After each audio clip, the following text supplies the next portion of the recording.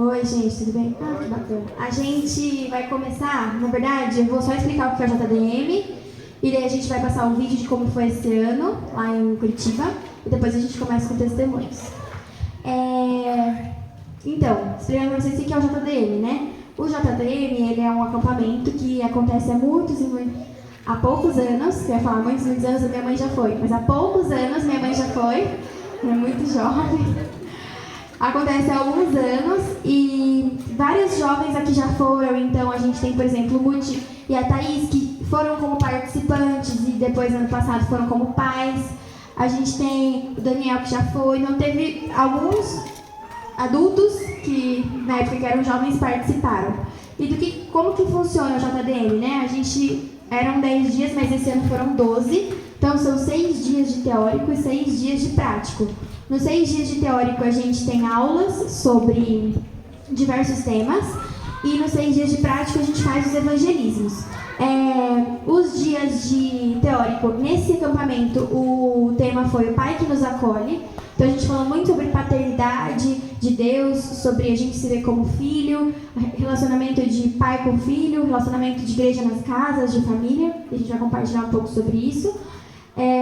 E depois, no prático, a gente fez evangelismos, né? Os evangelismos são desde evangelismos de porta em porta, que a gente bate lá na casa das pessoas e fala: oi, tudo bem, posso conversar com você? E aí fala um pouco do evangelho, e aí ora pela pessoa, pela família. Até os evangelismos de impacto, que a gente faz nas ruas. Então a gente ensaia dança, ensaia teatro. Tem uma oficina das crianças, que está preparada para abordar as crianças, para conversar com as crianças. Uma oficina da palavra, que traz palavras durante o evangelismo. Uma de oração, que está intercedendo pelo tempo. E daí a gente faz esses evangelismos de impacto, e aí aborda as pessoas depois do evangelismo com o evangelho. Esse ano foram em 2 lugares, como meu pai explicou. A gente tinha um grupo de mais ou menos 80 jovens em Ituberá e um grupo de mais ou menos 80 jovens em Curitiba. A gente se dividiu. A perspectiva do próximo ano são no mínimo 4 JDMs para a gente fazer regional, para que todo mundo do Brasil inteiro consiga participar. Dos 2 foram as mesmas apresentações, os mesmos temas. Em Curitiba a gente teve o desafio de ser uma cidade grande, né? Então, foi bem desafiador. Aquele dia tentar abordar a pessoa falar não, obrigada, e sair andando, né? De bater na porta da casa e ninguém atende. Mas a gente teve a experiência de, né, viver na pele aquilo, né, de que o que está em nós é maior do que o que está no mundo, de que a gente é portador da verdade. Então, quando a gente aborda as pessoas, o Espírito Santo trabalha e eles são realmente confrontados com a verdade, né? Então, deu certo, Marina? O vídeo? Boa. Eu não sei o que significa JDM. Jovens Discípulos em Missão. Aí significa JDM, pessoal. Então é isso. Eu quero que a palavra até anos atrás, agora JDM. E, bom, enfim, o vídeo está carregando, então. Então, antes do vídeo, a gente vai começar com o Dena, agora, porque, né? E daí ele vai falar, depois eu falo, depois a Estela, e aí o João Rafael encerra. É isso. Eu sou visitante e eu começo, olha só. Calma. Aqui, tá bom? Bom, sou Gustavo, para quem não me conhece. Esse foi o meu 4º JDM. E, assim como todos os outros, foi muito bom, um tempo maravilhoso de crescimento no Senhor, um tempo de profundidade. Mas foi um pouco diferente esse ano. Foi uma cidade bem grande, Curitiba, e os curitibanos são bem fechados, muito fechados. Então foi diferente, não foi ruim, mas foi diferente. Foi um tempo muito legal de estar com os meninos mais jovens. O Pietro ficou no meu quarto, foi muito legal me aproximar dele. Eu conheci ele só de estar aqui junto, mas foi muito legal ficar mais próximo dele. E acho que esse foi um tempo muito de dependência do Senhor. Curitiba, para quem não conhece, o tempo varia muito em Curitiba. Então, de manhã tá sol, calor, de repente chove, esfria e volta pro calor, enfim. E teve até um dia que o nosso evangelismo foi cancelado, porque a gente chegou no lugar e estava chovendo muito, aí todo mundo estava no lugar, foi embora, estava chovendo, e a gente não teve muito o que fazer, a gente voltou. Mas em tudo a gente viu o Senhor guiando a gente, sabe? Então, mesmo nesse dia, a gente teve um tempo muito bom entre a gente de comunhão, depois aprendendo mais e estreitando os laços. E acho que o texto, eu até separei 2 versículos, um está em Romanos 8, 28, que é... Eu vou ler, para não falar bobagem.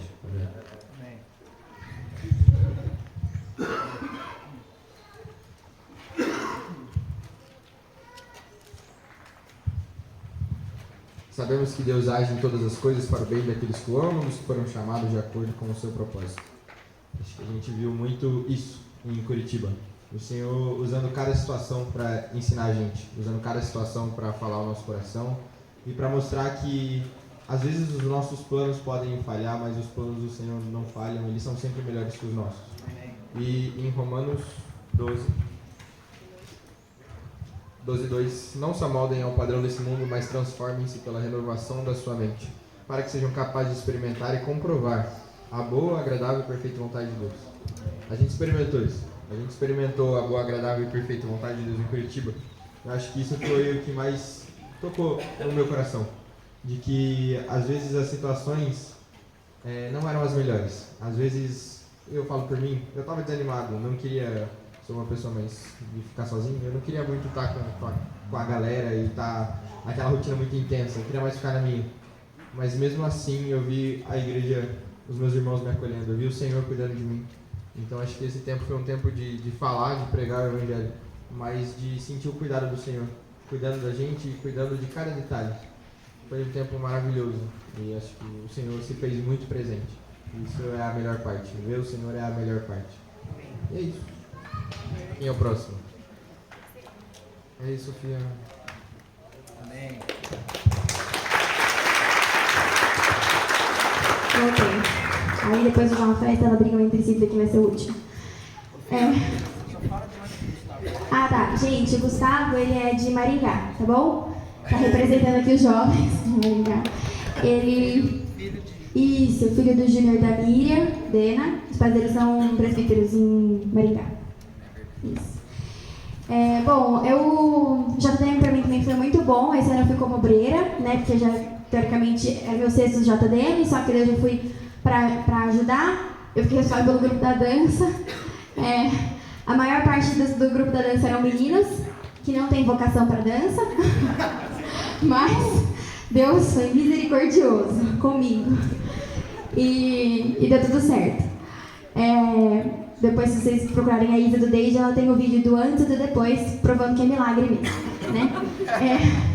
Mas, assim, pra mim foi muito bom, foi muito diferente dos outros que eu participei, porque Curitiba, né, a estrutura do lugar era muito boa, a comida era muito boa, a gente brinca, né? A igreja de Curitiba recebeu a gente, assim, gente, teve massa fresca, eles deram macarrão pra gente, teve risoto, yakisoba, teve um dia que eles entregaram pra gente milka de sobremesa, milka. Então, assim, a cama era tão boa, beliche, que eu acordava achando que estava na minha casa. Não, foi assim, a estrutura foi muito boa. E pra quem já foi em JDM, sabe que isso é muito raro. O JDM geralmente é perrengue, né? A gente recebeu a notícia que o pessoal de Tuberá estava sem água, nós estávamos comendo torta de maçã fresca. Então, aí a gente mandou uma foto pro Davidson, né? E a água? Mas... E a água, onde tá? Mas aí a gente... Enfim, mas então foi muito diferente. Mas ao mesmo tempo foi muito legal porque as pessoas que a gente tava lá, né, eram pessoas muito legais. A gente é muito amigo do pessoal do Sul. Gente que a gente não conhecia, porque antes era um JDM só, então se fazia na Bahia, pro pessoal sair, tem que ter mais condição de ir, né, em janeiro pra Bahia. Então a gente conheceu muita gente nova, de gente assim, no primeiro dia a gente sentar pra conversar, e do nada você vira super amigo da pessoa, sabe? E aí você já marca pra visitar em Florianópolis a pessoa. Então assim, foi muito especial esse JDM, né? E aí quando meu pai pediu pra gente compartilhar, eu falei assim, vou compartilhar da ministração que mais mexeu comigo, que foi uma ministração sobre obediência, né? Mas aí, eu queria compartilhar um testemunho com vocês, porque várias pessoas que eu conversei lá, o Dena fala delas, várias pessoas que eu fui conversando lá, eu ouvi delas a mesma coisa, pessoas que não são de Jundiaí e que visitaram o setor sul, e o que elas me falavam é assim, eu me sinto muito em família quando vou pro setor sul. O setor sul como vocês são família entre vocês. O relacionamento que vocês têm, do cafezinho, é uma família. E aí eu não podia deixar de compartilhar sobre família, que a gente ouviu lá um dia sobre família, né? Por causa do que eu ouvi dos jovens, assim. Foi muito lindo o testemunho dos jovens que vieram para o Setor Sul, o pessoal dos seguidores que passou com a gente um tempo aqui, eles falando do que eles veem na gente, né? De que eles veem na gente a família, de que eles veem na gente que as pessoas se achegam a nós porque a gente tem esse relacionamento de família. E daí, um dos dias a gente ouviu sobre família, e a gente ouviu, né, do projeto eterno de Deus, que é ter uma família, muitos filhos semelhantes a Jesus, e do papel da família nesse projeto eterno de Deus, né? Eu vou pular aqui algumas coisas. Ah, tá, de hora solto. Tá. Então, ele fala sobre a importância da família, né? Que a família faz parte e é através da família que a gente consegue fazer parte do projeto eterno de Deus, que é ter uma família muito semelhante a Jesus. E que Deus escolheu o modelo da família para fazer as coisas que ele tinha para fazer. Se você pensa em Abraão, Deus escolheu Abraão, depois falou de Isaac, das gerações.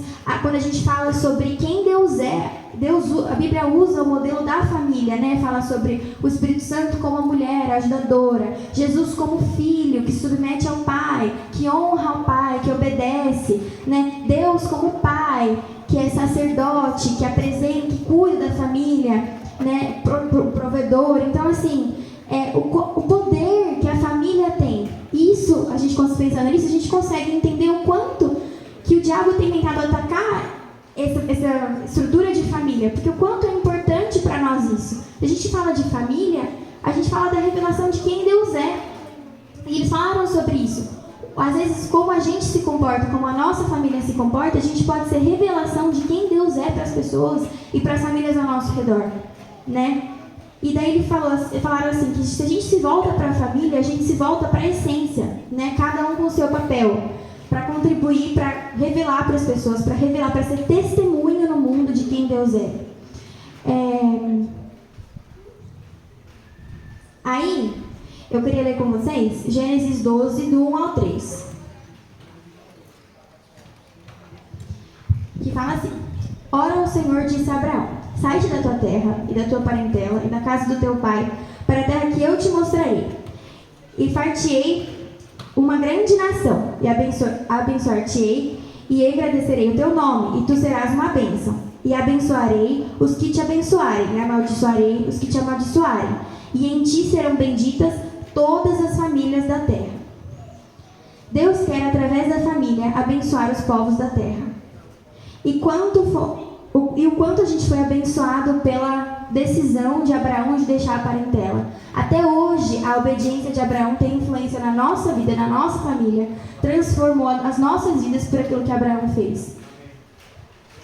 Quando a gente escolhe abençoar uma família, quando a gente escolhe, através da nossa família, abençoar uma família, nós estamos em concordância com o propósito eterno de Deus. Famílias que amam famílias, famílias que abençoam famílias. Família é testemunho para a sociedade e aponta para o projeto eterno de Deus. Traz revelação do amor de Cristo pela igreja e traz revelação de quem Deus é. E aí 3 pontos sobre família, né? 1. Família vive igreja. Viver o que vivemos no culto em casa. E aí eu descobri, né? Que óbvio, né? A revelação que está no meu avô está em mim. Que ele pregou isso semana passada aqui no Setor Sul. Sobre a gente ter o que a gente tem no culto em casa, né? Então, se a gente ora uns pelos outros no culto, se a gente tem profecia no culto, se a gente louva junto, por que a gente não faz isso em casa, né? De tirar um dia da gente sentar, da gente orar, da gente buscar Deus, buscar a palavra. A gente traz para o culto o que a gente vive em casa. Então, o tempo nosso aqui de culto não é um tempo da gente receber, mas é um tempo da gente ofertar para o nosso irmão. E a gente só oferta o que a gente recebe. Então, a gente, em casa, a gente mantém essa prática e a gente traz para o culto e a gente oferta o que a gente tem recebido em casa. Por isso, a importância de continuar e viver a igreja nas casas, né? E fazer esse culto doméstico. O segundo ponto cada pessoa tem que desenvolver um ministério na igreja. Os talentos e as graças para servir. Se você não sabe o ministério específico, servir em tudo até você descobrir o que você é melhor. E aí, em família, a família serve a igreja, não a igreja serve a família. E o quanto é poderoso no dia que a gente está vivendo, né? O quanto de gente que chega na igreja e fala, não me senti bem, não é o que eu quero. Mas é essa mentalidade de a família que serve a igreja, não a igreja que serve a família. A família pertence à igreja. E não a igreja é um clube onde a família vai e se não gostou, troca para outra, né? E por último, uma família só é plena no propósito de Deus. Se você forma uma família para você mesmo, para sua alegria, você vai ser frustrado. Mas a família tem que concordar com o projeto eterno de Deus. De igrejas nas casas, de famílias amando e abençoando outras famílias. Então, da importância da gente manter isso na nossa casa e da gente ser usado no nosso bairro, o jeito que a gente se relaciona, eu com os meus pais, eu com o meu irmão, as pessoas se chegarem a nós, se chegarem ao Pai através disso, no nosso trabalho, da gente abrir a nossa casa para receber, de chamar as pessoas para comer com a gente e a gente usar a nossa família para ser testemunho de quem Deus é no nosso meio. E daí eles deixaram 2 perguntas com você, com a gente, e eu queria deixar essas perguntas com vocês, e para durante a semana a gente sentar com a nossa família e pensar sobre isso. A primeira pergunta é, como a sua casa tem servido ao propósito eterno de Deus? E a segunda pergunta é, como você entende que a sua família servirá no futuro? E aí é isso, gente. Queria deixar e queria incentivar a gente a continuar vivendo igreja nas casas e abençoando outras famílias, porque só assim a gente vai ser pleno, né? Participando do propósito eterno de Deus. Então a gente vai colocar um videozinho e depois os meninos falam.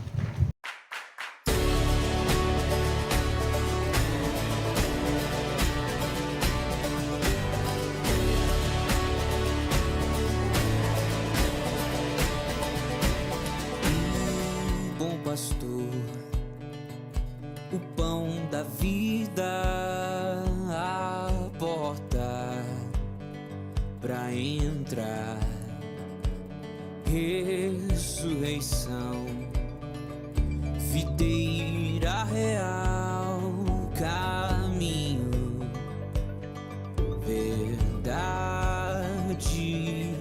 a vida se manifestou.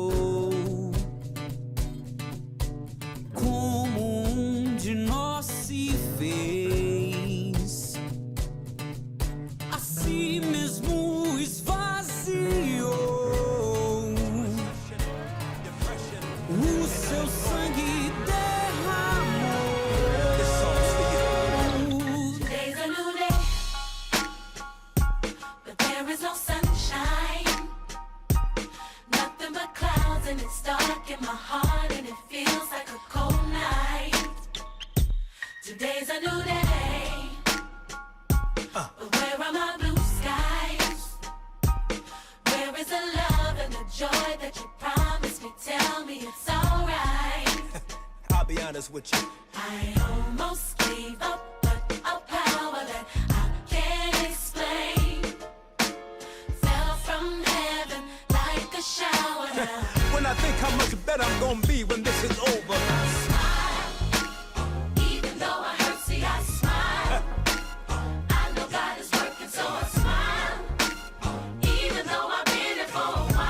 You do. I'll smile. Come on and smile. It's so hard to look up when you've been down. Sure would hate to see you give up now. God's people. You look so much better when you smile. So smile.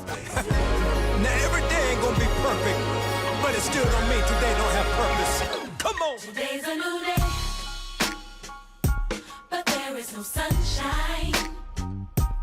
Nothing but clouds and it's dark in my heart and it feels like a cold night.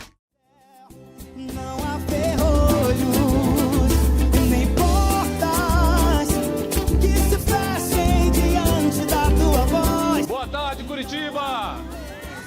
Chegou o grande dia da apresentação da Companhia Arte e Vida. Você que está passando, tiver um tempinho tiver com criança, vai ser muito bom, pode começar a aglomerar aqui. Na voz e pois sua palavra é pura, escudo para o que nele crê, chave, fogo e terremotos,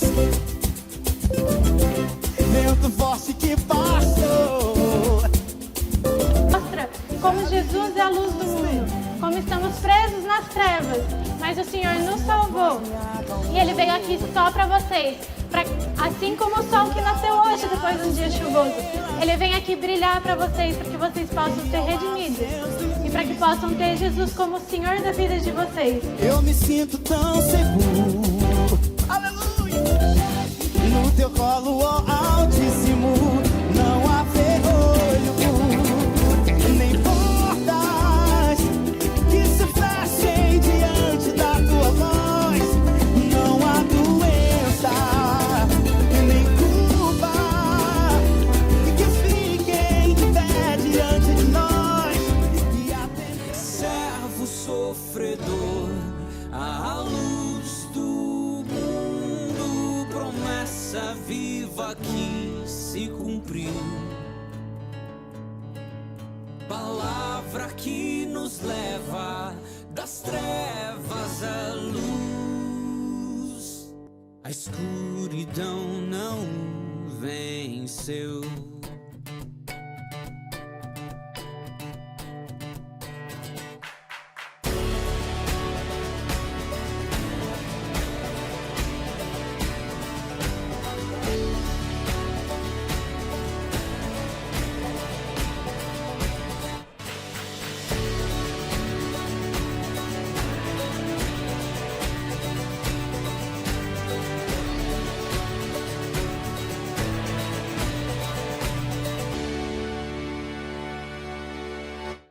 Muito bom o vídeo, né, gente?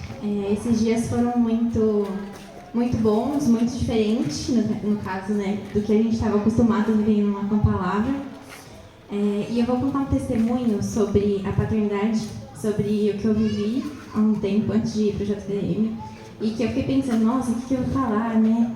E aí o Senhor me lembrou de uma coisa muito grande que Ele fez, e que foi basicamente, começou acho que foi um ano atrasado, eu saí do colégio e eu queria entrar numa faculdade. E eu sabia o curso, eu tinha a exata certeza do curso, que é arquitetura, e só que eu queria um lugar específico e eu não consegui entrar. E aí eu fiquei pensando, o que eu vou fazer agora? Aí a gente teve uma palavra de Vitória, da Conquista, ano passado, e aí eu fiquei pensando, isso no início de janeiro, né? Nossa, o que eu vou fazer? Eu não queria começar cursinho, eu não queria ter que estudar tudo de novo, eu não queria fazer isso. E aí eu fiquei pensando, e aí eu senti muito forte de eu esperar e ver o que o Senhor ia falar, pra não ficar muito ansiosa. Eu sou uma pessoa que, quando não acontece as coisas, quando eu não vejo acontecendo, eu começo a ficar desesperada, porque eu não tô vendo nada acontecer. E aí eu comecei a trabalhar, comecei a fazer algumas coisas, aí eu tinha um plano para o segundo semestre, não deu certo, e sempre o Senhor falou muito não para mim, desde o ano passado, que muitos dos meus quereres, muitos que eu queria fazer, Ele não queria. E aí eu levei muitos nãos na cara, e aí no segundo semestre eu continuei trabalhando, só que eu fui para outro lugar trabalhar e tal, e aí eu comecei a fazer um cursinho. Aí prestei vestibular e tal, e eu pensei, eu quero essa faculdade, vou querer esse lugar, que eu acho que esse lugar vai dar certo, assim. E era uma faculdade particular, eu falei, nossa, tem muitas opções de bolsa nessa faculdade, então bem provável de eu conseguir. E só que eu prestei vestibular, passei, e aí eu vi que não estava dando certo. Eu falei, pai, liga lá para ver se a gente consegue conversar com as pessoas da secretaria e tal, coordenação, para ver se eu consigo bolsa. Ninguém respondia, ligação nenhuma. Mandei e-mail explicando tudo, que o curso Arquitetura e Urbanismo geralmente é muito caro nas faculdades também. Então, eu mandei um e-mail, ninguém respondeu, responderam com um e-mail automático lá. E aí, meus pais viram que eu estava muito insistindo numa coisa que não ia dar certo. Dava pra ver que não ia dar certo e não era a vontade do Senhor. E meus pais falaram, filha, você não tá vendo que não tá dando certo? Tem essa faculdade aqui, faz aqui e não sei o quê. E eu fazia muito tempo que eles estavam falando isso pra mim e eu não queria escutar de jeito nenhum, porque eu pensava que a minha vontade era a vontade do Senhor. E era tipo, o Senhor vai fazer, eu tenho certeza que o Senhor vai fazer. E só que não foi desse jeito. E aí, vou cortar a história aqui e eu vou contar agora de um encontro de jovens que aconteceu, acho que não sei quantos anos, não faz muito tempo, mas acho que faz uns 2 anos, 2023. A gente teve um momento lá que a gente estava numa pregação e tal, e foi falado sobre os dons para exercer, para a gente receber uma oração para receber os dons de profecia. E aí eu não entendi muito bem, eu só sei que eu fui lá na frente. No caso, eu ia receber a profecia, eu e mais o Jonatas, que é um dos jovens também da nossa congregação, né, de outro setor. E muitas pessoas falaram, oraram e começaram a falar pra mim que sentiram, que viram. E uma pessoa falou pra mim que viu a letra A. Eu fiquei assim, lógico que é de arquitetura, né, gente, pelo amor de Deus. Aí depois uma pessoa falou pra mim que me viu num jardim. E muitas das palavras que eu recebo sempre tem relação com um jardim. Que me viu num jardim e eu tava com um regador e eu regava florzinha por florzinha, assim, né, várias flores, assim. E aí recebi outras palavras, mas beleza. Essas duas se encaixaram muito agora. Porque depois que eu tive a conversa com os meus pais, eles falaram: filha, olha essa faculdade aqui em Jundiaí, ela dá a bolsa, ela é muito boa e tal. E depois que eu escutei eles, ao invés de eu ficar, nossa, irada, eu fiquei, nossa, ficar brava, eu não sei, eu fiquei assim, se fosse eu naquele momento, eu ia ter ficado brava mesmo, ter ficado, não, chega, eu já escutei um monte de vocês e tal. Mas o Senhor me trouxe paz. E aí eu fui olhar na faculdade, né? Fui entrar no site da faculdade e essa faculdade só tinha curso noturno de arquitetura. E eu falei, não quero fazer de noite, não quero de jeito nenhum estudar de noite. E aí eu entrei no site e aí eu vi lá que eles criaram, assim, uma turma de manhã de arquitetura. Eu falei, eu acho que deve ser, né, que meus pais estão falando. E aí eu fiquei, poxa, acho que é isso, né, Deus? E nessa hora me veio na mente uma música que fala sobre... um cara que ele escreveu a música que Deus falou para ele ser um jardim na cidade natal dele. E eu não lembrava das palavras que eu tinha recebido no encontro e tal. E ele sentia isso, que para ele ser um jardim no meio do concreto, na cidade natal dele. E aí isso pegou muito forte no meu coração. Eu fiquei, nossa, é verdade, né? Só que eu não tinha me ligado da palavra que eu tinha recebido. E aí eu fui conversar com a Thaís. E aí eu fui contar o que estava acontecendo, né, comigo. E aí ela me lembrou, Stella, você não lembra da profecia e tal, das palavras, da letra A e do jardim? E aí eu fiquei, nossa, verdade. A letra A é a A de Anchieta, né, que é da faculdade. E o jardim é que Deus me chamou para ser um jardim, num lugar que eu rejeitava. E que o Senhor me chamou para ser um jardim no meio de tanto concreto ali, sabe? E aí lá eu entendi, lá no JDM também eu entendi que há uma diferença, né? Que muitas pessoas são chamadas para colocar sementinha, né, na terra, outras são chamadas para colocar adubo e, enfim, cuidar da terra até essa semente gerar um fruto. E eu fui chamada para regar essas flores, né? Então, eu creio que depois que eu obedeci meus pais e eu obedeci à vontade do Senhor, que é meu pai, tudo começou a dar certo. Tipo, portas começaram a se abrir.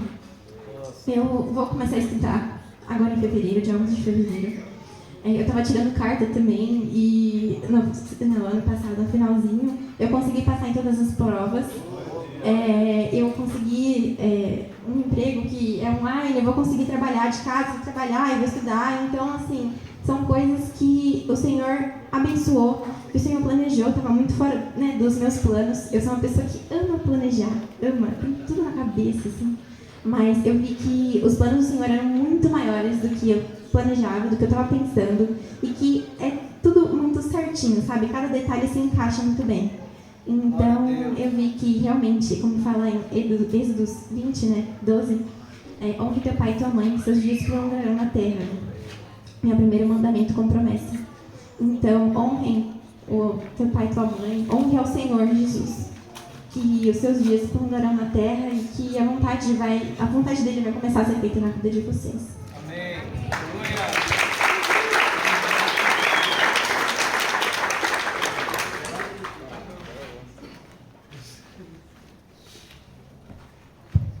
Bom dia, gente. Bênção, né? Bom, esse JDM foi muito, para mim, foi muito diferente dos outros, porque eu participei em 2020, 2023, agora 2025, eu já estava mais velho e Deus me deu responsabilidades, né? Então eu estava no grupo da música, vocês viram que tinham apresentações que a gente fazia nas praças, eu estava no grupo responsável por apresentar, por conduzir a música, e eu estava no grupo da palavra, eles dividiram. E Deus falou muito sobre a palavra no meu coração. E eu estava orando, pensando sobre o que eu ia compartilhar com vocês, e a palavra mesmo, o amor pela palavra, a autoridade da palavra, foi uma coisa marcante que Deus falou comigo. Mas enquanto eu orava, Deus me levou a falar sobre uma outra coisa. E eu queria que vocês abrissem comigo em Romanos 8,15.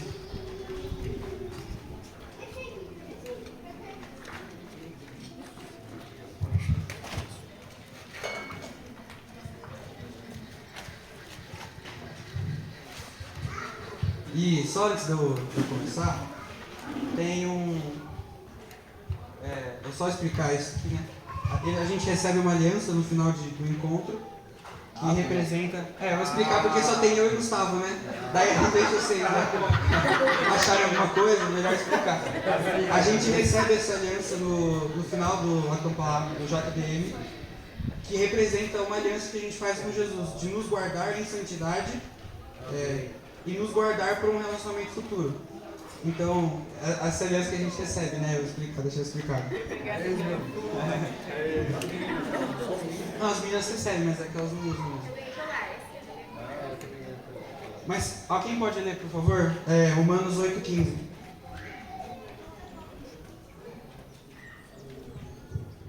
Porque não recebeis mesmo um espírito de escravidão, para vos reconduzir ao temor, a espírito de adoção pelo qual clamamos, Abba, Pai.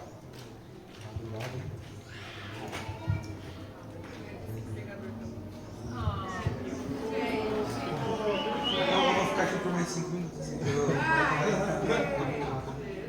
Falei pra ele lembrar que eu sou o primeiro cara que levou água pra ele na primeiro sermão que ele vai dar.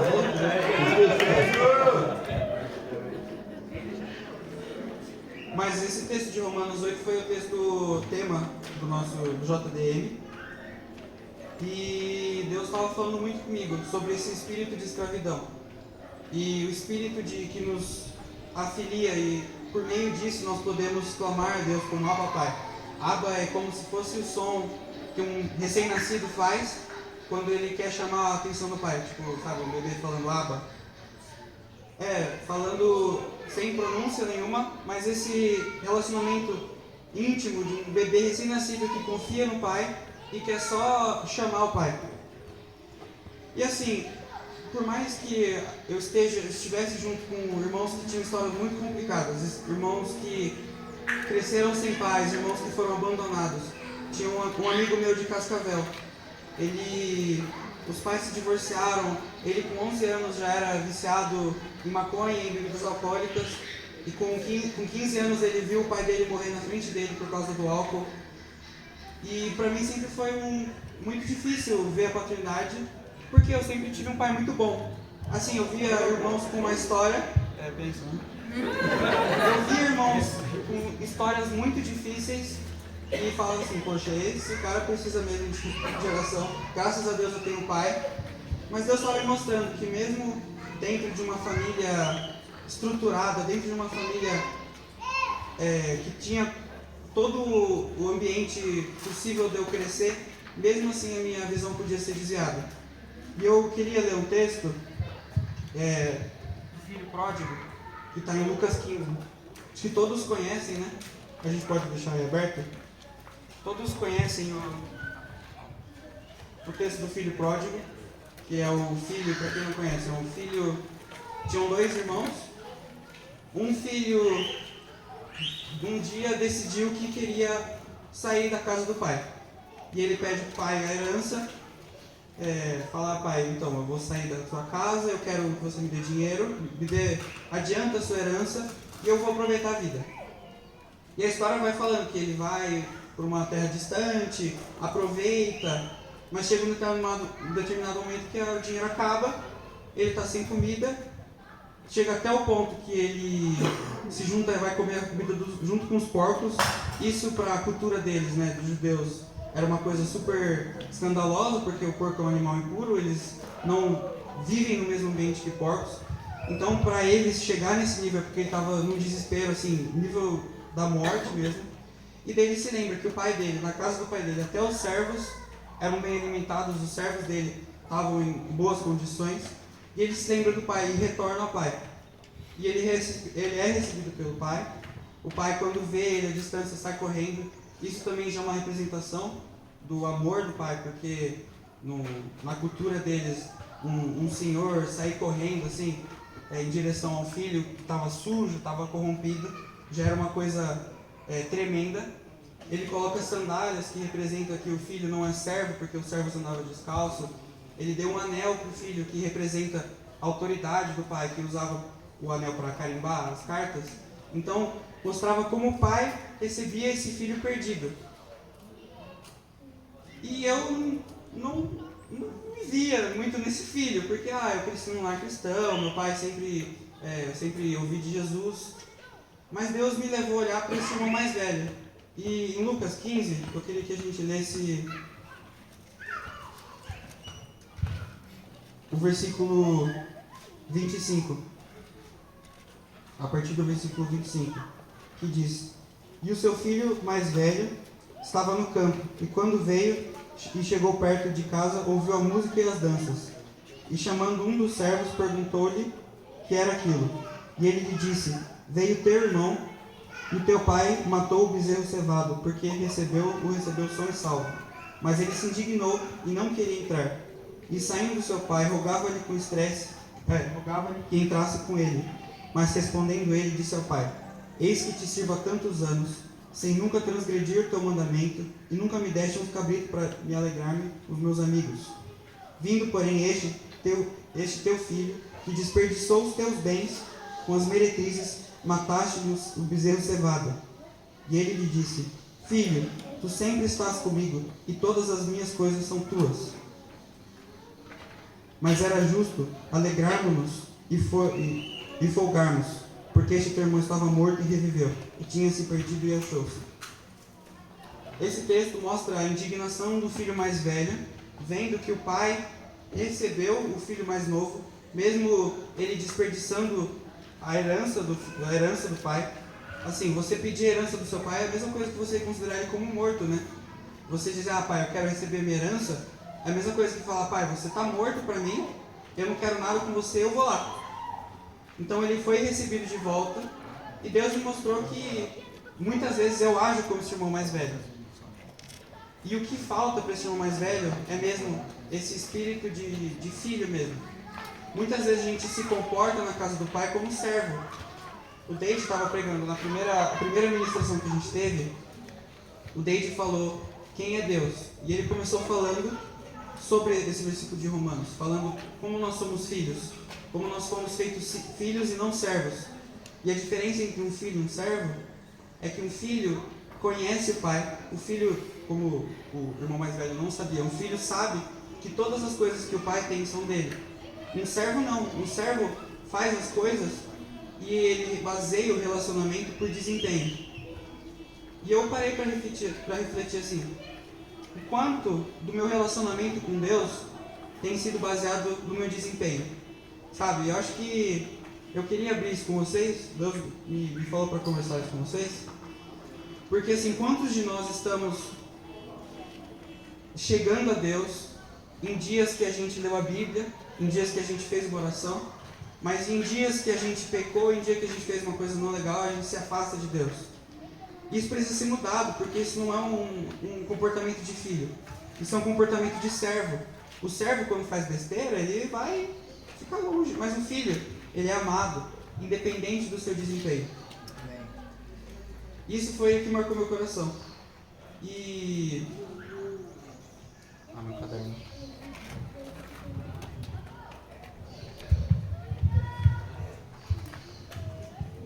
E mais interessante ainda, no texto de Romanos 8, ele fala sobre um espírito de escravidão, né?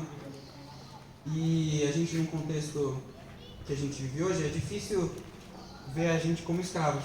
Mas tem coisas que nos escravizam, e eu anotei aqui algumas, como vícios, a escravidão, quando a gente é escravo do dinheiro, a gente é escravo da ansiedade, ou a gente é escravo de uma depressão, a gente é escravo dos nossos sentimentos.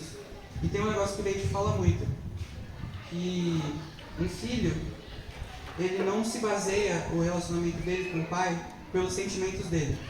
Um servo, quando está triste, ele se afasta, ele fica longe, mas um filho, mesmo quando triste, mesmo quando longe, ele pode se chegar, porque esse é o amor do nosso pai. Amém? Eu vou abrir tudo. O texto de 1 João 3.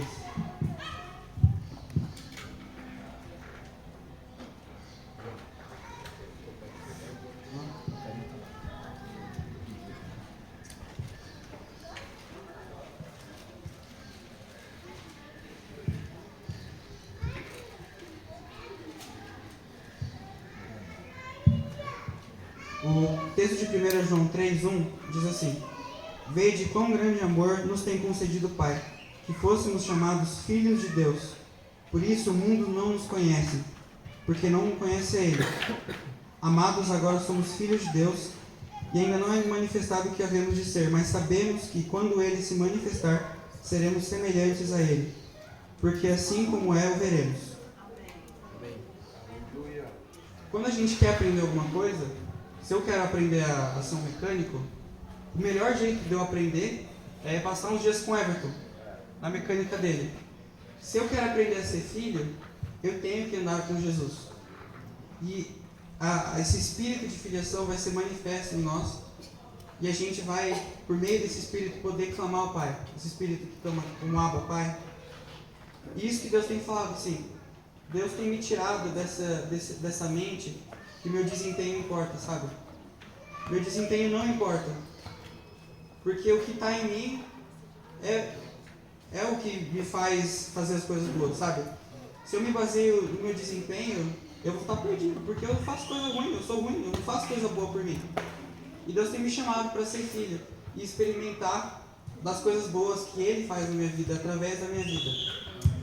Eu queria compartilhar isso, deixar isso com vocês, que vocês pensassem sobre isso, sobre o relacionamento de vocês com o Pai, sobre as suas emoções não sendo o que direciona o coração de vocês, e que vocês cheguem ao Pai. Eu queria orar sobre isso.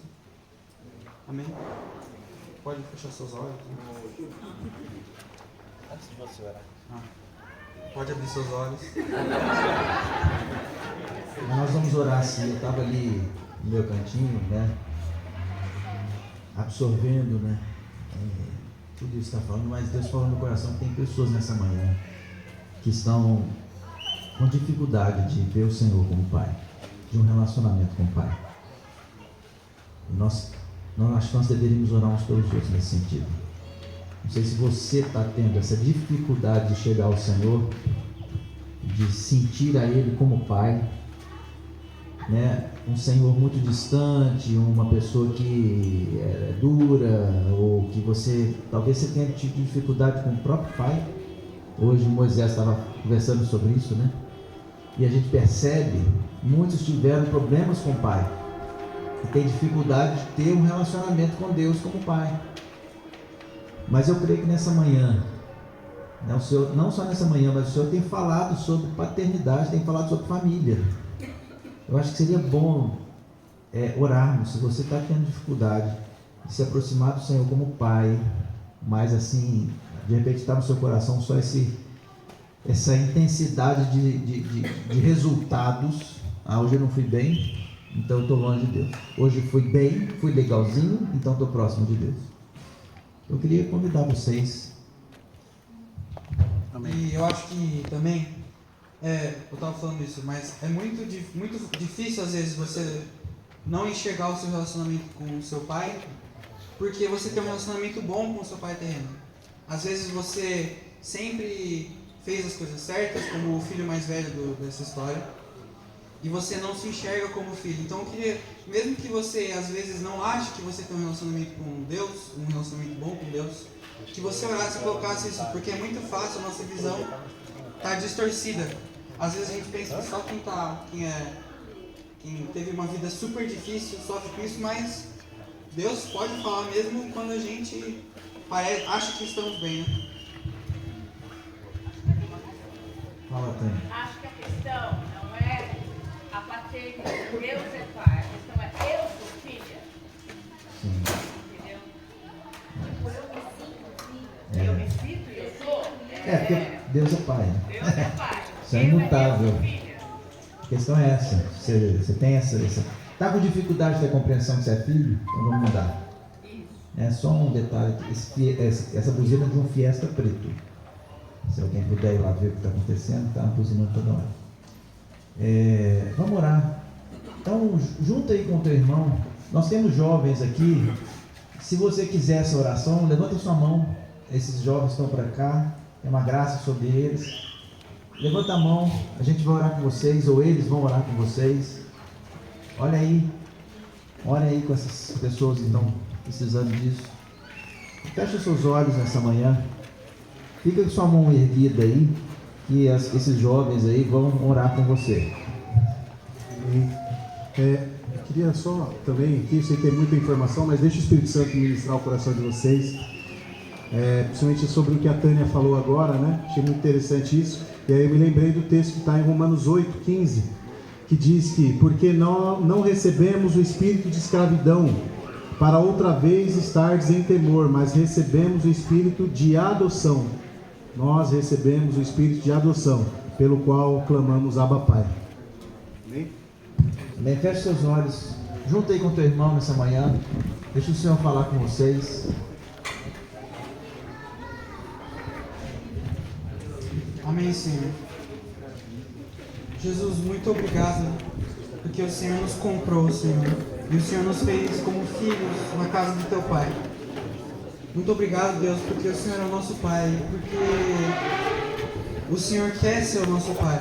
Muito obrigado porque o Senhor se revela a cada dia, e a cada dia, quando nós te buscamos, nós compreendemos e conhecemos mais de Ti, Pai. Mas eu oro nesta manhã, Senhor, pelos nossos corações, Jesus, nossos corações como filhos e não como servos, Senhor. Eu quero te pedir, Pai, que o Senhor levante nessa manhã filhos, Senhor. Que o Senhor quebre de nós todo o espírito de escravidão, Senhor. Jesus, que nós não sejamos escravos do nosso medo, que a gente não seja escravo dos nossos sentimentos, das nossas emoções, Jesus. Mas que independente dos nossos pecados, independente das nossas falhas, a gente se achegue a Ti, Pai.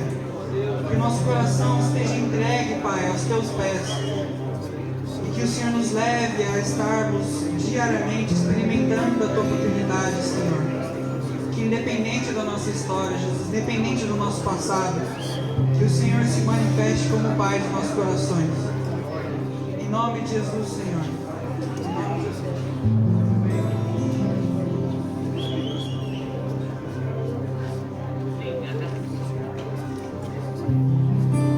Jesus, eu coloco diante de Ti e te peço, Pai, que o Senhor quebre qualquer tipo de trauma, Senhor, que foi deixado por um Pai natural, Senhor. Que o Senhor quebre, em nome de Jesus, qualquer tipo de sentimento, Senhor, que ainda existe contra um Pai natural, Senhor. Jesus, nos leva a Te enxergar como Pai. Que o nosso relacionamento com o Pai natural não nos impeça de Te ver como Pai. Em nome de Jesus, Senhor.